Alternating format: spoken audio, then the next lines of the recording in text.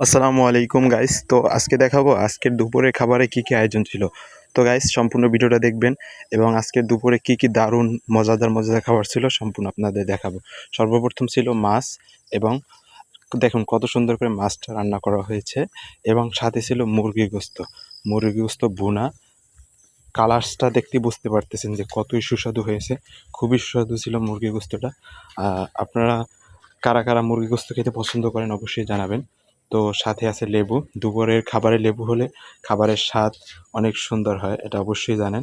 আপনারাও চাইলে কিন্তু দুপুরের খাবারে লেবু নিতে পারেন।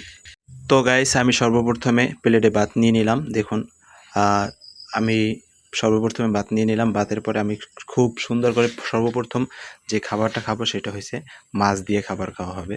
তো ভাত নেওয়া হয়ে গেল, এখনই আমি মাছ নিব। তো দেখুন গাইস মাছ নিতেছি। তো মাছের স্বাদটা খুবই সুস্বাদু ছিল। মাছের সাথে ছিল পটল ভাজি, মাছ এবং পটল সাথে মাছের সাথে ছিল আপনার পুঁই শাক। তো খাবারের স্বাদ কিন্তু অসাধারণ ছিল। খাবারের কালার